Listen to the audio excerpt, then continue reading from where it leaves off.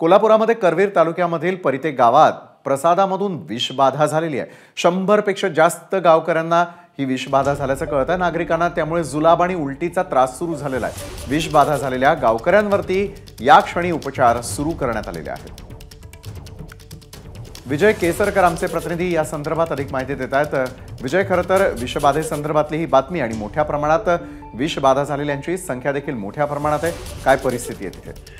अगदी बरोबर आहे विशाल।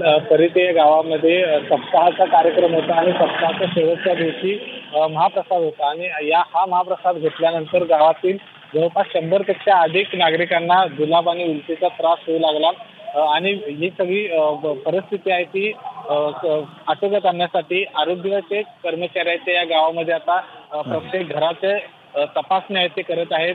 इस्कुर्ले असेल, चितकुर्ले असेल, राशिवडे असेल, या सगळ्या गावांमध्ये ह्या गावातील रुग्ण आहेत ते त्यांना ऍडमिट केले आणि त्यांच्यावरती उपचार सुरू केलेले आहेत। प्रसादामधून हे सगळं विषबाधा झाल्याचे समोर आलेलं आहे।